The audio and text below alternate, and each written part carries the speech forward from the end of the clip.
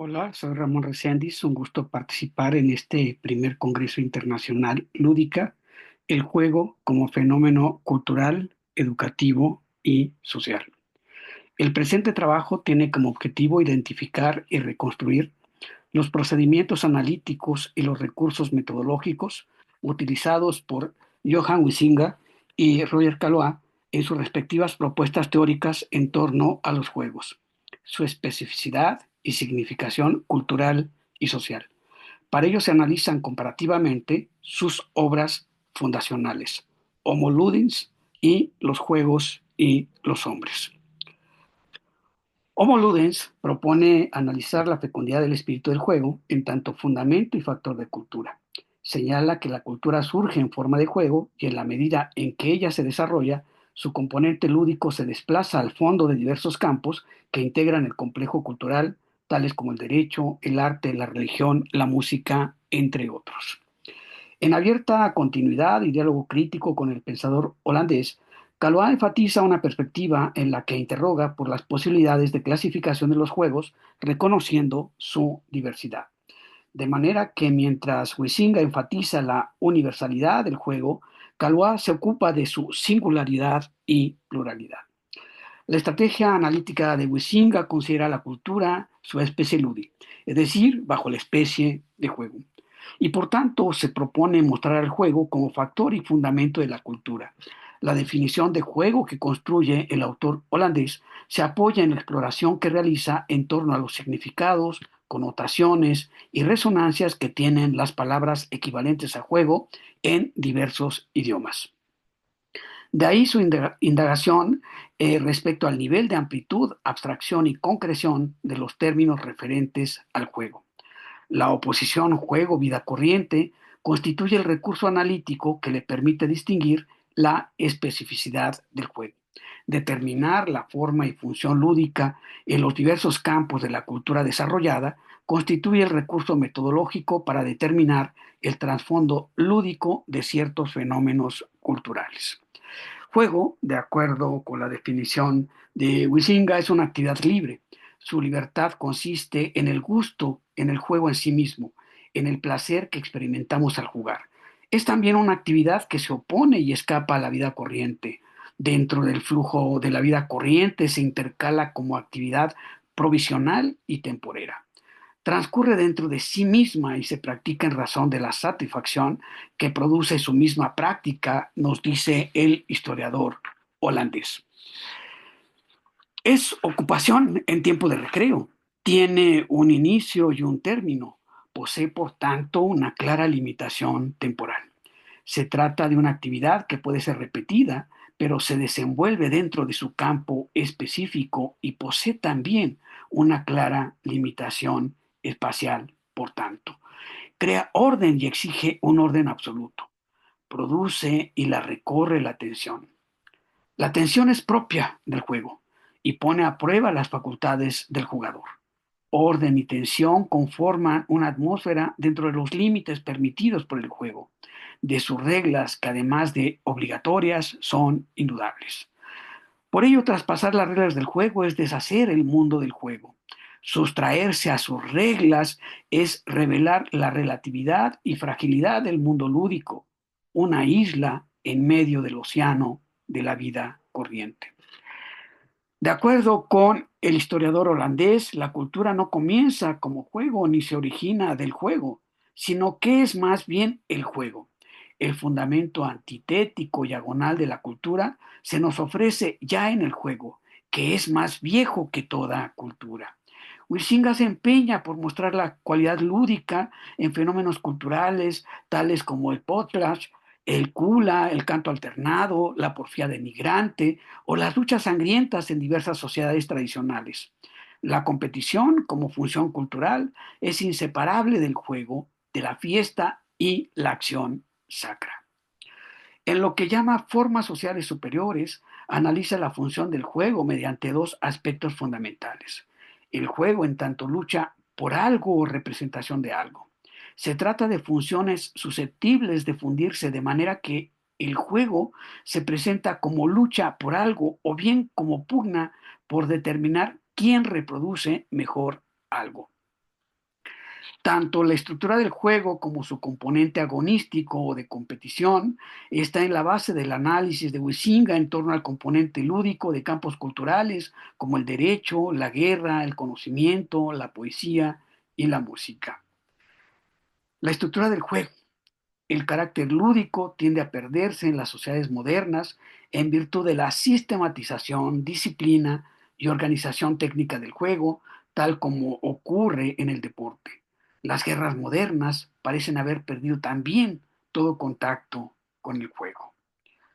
La perspectiva de Roger Calois para definir el juego consiste en destacar su singularidad y especificidad, especialmente indagando expresiones en el habla cotidiana y rastreando en ellas ideas implícitas y reiteradas que aparecen en los usos metafóricos de la palabra juego.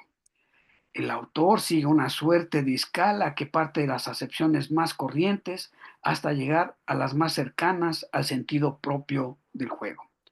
Así destaca los usos metafóricos de la palabra juego en el sentido de totalidad cerrada, tal como se usa para referirse a un conjunto de instrumentos musicales. Juego como metáfora de estilo, o bien como estrategia, también como engranaje, ensamble, elasticidad. Suerte y habilidad resuenan en expresiones como ocultar su juego, riesgo y cálculo en otras como jugar en grande. En cada una de esas expresiones y usos metafóricos, Calois identifica un conjunto de disposiciones o actitudes psicológicas que serán fundamentales para su propósito central: clasificar los juegos mediante ejes de ordenación específicos y diferenciados. De esas expresiones deriva también su definición del juego en tanto actividad libre, es decir, diversión atractiva y alegre, en la cual quien juega no puede estar obligado o obligada a jugar. Es una actividad separada y por tanto circunscrita a límites espaciotemporales específicos, incierta en tanto su desarrollo y resultados son indeterminados, improductiva, ya que no crea bienes ni riqueza, en todo caso solamente los desplaza, reglamentada, dado que se encuentra sometida a convenciones. Calois identifica cuatro actitudes o disposiciones psicológicas que permiten establecer cuatro principios de clasificación de acuerdo con el predominio que ejercen en los juegos, a saber, competencia, azar, simulacro y vértigo. La competencia. El impulso agonístico es la base de diversos juegos en los cuales la actitud de quien juega es el esfuerzo por vencer a un rival colocado en las mismas condiciones. Rivalidad en torno a una sola cualidad. Aquí predomina la ambición de triunfar en virtud exclusivamente del mérito en una competencia reglamentada. Una actitud distinta en el juego es hacer nada, excepto esperar la decisión de la suerte, como ocurre en la lotería. En palabras del autor, se trata de la renuncia de la voluntad en beneficio de una espera ansiosa y pasiva del fallo del destino. El simulacro. La interpretación predomina en aquellos juegos en los cuales se juega a interpretar. Se trata de mimetizar, de representar un personaje, del placer de hacerse pasar por otro, del gusto por adoptar una personalidad ajena. La regla para el actor es fascinar al espectador. Un juego distinto es aquel donde se juega a provocar desconcierto. En ellos predomina el vértigo, ya que son juegos en los cuales se juega a provocar un estado orgánico de confusión y desconcierto. Por ejemplo, mediante dispositivos mecánicos a través de movimientos rápidos de rotación y caída. Infligir una especie de pánico voluptuoso a la conciencia lúcida. En cada uno de estos sectores analíticos, los juegos se escalan entre dos polos extremos. En uno predomina el principio de diversión, turbulencia, improvisación, mediante la cual se manifiesta una suerte de fantasía desbocada. En el opuesto, una tendencia distinta que el autor llama ludus. Cuando la división que separa las reglas ideales del juego con las leyes insidiosas y difusas de la vida cotidiana, se contamina el juego. se contamina con la vida corriente y por tanto se corrompe. Ofrecer a los poderosos instintos una satisfacción formal, ideal y sostenida al margen de la vida corriente. En eso consiste el juego. Cuando se recusa a toda convención y el juego se contamina del mundo real, se corrompe porque se vuelve absoluto dominio del instinto. El placer se convierte en idea fija, la evasión en obligación, la diversión se transmuta en pasión y causa de angustia. El principio del juego se ha corrompido por contagio con la realidad. Hay extravío, nos dice el pensador francés. Galois amplía su teoría de los juegos desarrollando seis conjunciones posibles, combinando las actitudes elementales de cada tipo de juego. Distingue conjunciones prohibidas o incompatibles, como agón, vértigo, simulacro, suerte, dos contingentes, alea, vértigo y competencia, simulacro, también dos conjunciones fundamentales en las cuales plantea connivencia esencial entre los principios del juego, tales como competencia suerte y simulacro vértigo, y que utiliza analíticamente como recursos de orientación y exploración etnográfica, histórica y sociológica. En los dos autores analizados, la dualidad juego-vida, vida corriente o juego-vida cotidiana, resulta fundamental. Con la primera se enfatiza la fertilidad cultural de lo lúdico. Por ello, la búsqueda de conexiones entre juego y vida es relevante teórica y metodológicamente. En la segunda perspectiva, en el segundo autor, la dualidad opera de manera excluyente. La corrupción de los juegos deriva de la transgresión del campo del juego. Por ello, enfatizar teórica y metodológicamente las rupturas es fundamental. En Huizinga, el desbordamiento de lo lúdico fertiliza culturalmente.